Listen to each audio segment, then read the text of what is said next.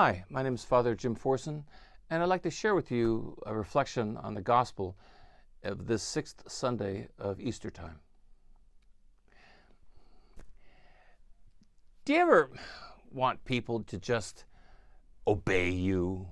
Just do what I tell you to do. Parents with their kids, do what I tell you to take out the trash, and they do it. Would that be wonderful? Or a spouse saying to another one, cut it out, and they cut it out. Wouldn't that be great if people would just do what you tell them to do? And we know it doesn't work that way. One of my favorite movies, one of the best movies ever made, was Moonstruck with Nicolas Cage and Cher. And there's this one scene in it where Cher discovers that she's falling in love with her fiance's brother, and she's shocked at herself, and she's horrified, wants to cut it off. And so she says to him, all right, we're stopping this. We're going to do the right thing. You're going to go your way, I'm going to go my way, and we're not going to talk to each other anymore, and it's just going to end right here. And Nicolas Cage says to her, Loretta, I can't. I'm in love with you. And her eyes just pop open wide, and she just slaps his face and says, snap out of it. I love that. Snap out of it. Don't you wish something like that would work? Kids are fighting with each other, and the mom just says, snap out of it, and they do. Or somebody's in a grumpy mood and they're pouting, snap out of it, and they do. Wouldn't it be wonderful if people would just do what we tell them to do?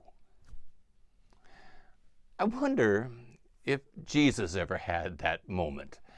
Do what I tell you to do, will you? It'll make life so much better for everybody involved. That's a little bit of what we hear in the gospel today when Jesus says, you are my friends if you do as I command you. Now, that line, if you do as I command you, does not sound exactly like a very enticing invitation to friendship. Doing what I command you to do. But what is it that he is commanding his disciples to do? Well, he's telling them, do what I did. Be in your life what was in my life. And the command that he was calling his disciples to was to lay down their life. Now that, when we first hear it, sounds so extreme. Laying down your life sounds like something that a soldier does in a field of battle for his comrades or his nation. Or what we hear Jesus did when he laid down his life for the sake of his people, for our sakes. But with that command, lay down your life, it doesn't necessarily have to carry us to those extreme measures. Laying down our life can be more commonly understood in day-to-day life as sacrifice yourself for the sake of another.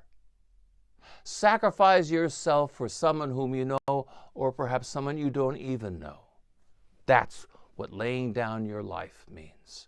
And that's the command that Jesus is giving to his disciples. But that raises a question. Why? Why should I lay down my life for somebody else, especially if I barely even know them? Well, I guess the answer to that question begins with this question. Let me ask you, who in your life, in any of our lives, has laid down their life for me? Who has laid down their life for me? Well, I know a curious fact about myself. My mother was in labor for 36 hours delivering me. Now, how do I know that? Because whenever I would be driving her crazy, I would hear 36 hours in labor for this? So, you tell me, do you think that was a sacrifice on her part? That was, in that way, she was laying down her life for me?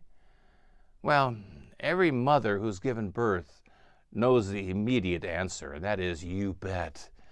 You bet that's a laying down your life for somebody else. to go through all that labor to be able to give life to others. I know this one mother-to-be right now that she's having a good pregnancy, but for her herself, she's sick almost every other day. And could you imagine going through months and months of just being nauseated all the time? Tell me something. Do you think that's sacrifice? Oh, you bet. You know, the temptation of just saying, oh, make this go away. Get rid of this baby. But no, not a chance. She wants to bring this baby into life. She wants to lay down her life for that child. She's making that sacrifice. And not just moms, but my dad, like many men of my dad's generation, worked 2 jobs all their life. More than 30 years.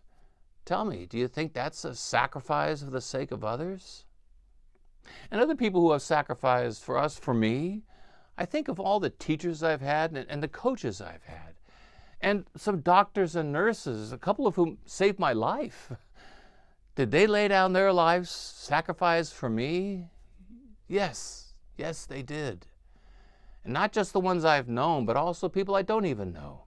Soldiers and firemen and policemen. All of those people who live their lives pouring them out for the sake of others. All kinds of people have sacrificed their life for me.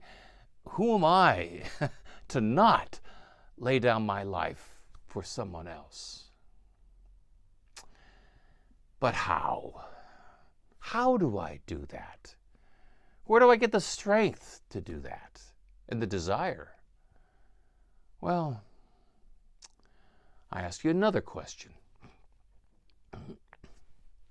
Why do you pray? And for that matter, why do you go to Mass on Sunday? Why receive communion? Why do all of those things that we do? There's only one reason we do all of that. And that is so that we can hear that command of Jesus and obey it. Only one reason we do all of that, and that is so that we have the grace and the strength to lay down our life as Jesus laid down his life. That's why. That's why we go to Mass on Sunday. Why else? That's why we receive communion, why we pray. We take his life into our life. We pray for that strength of his to come into us so that I can do in my life what he did in his life for all of those people whom I know and even the ones whom I don't even know, that I can be able to lay down my life for them, believing that just as Jesus did and made this world the greater, so if I do my part, the same will happen. Some way, somehow, in some small way perhaps, this world will be made the greater. I think of what I've told so many of my parishioners about.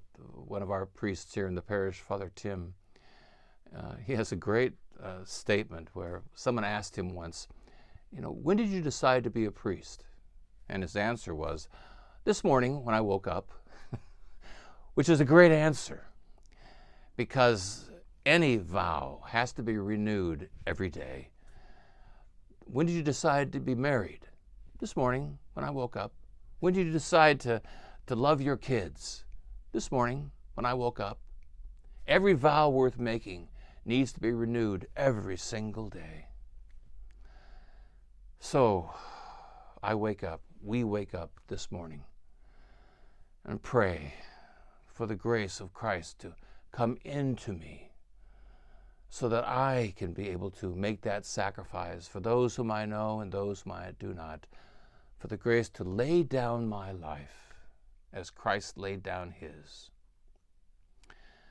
And then I go through the day, and then I go to sleep, and then I wake up the next day, and I do it all over again.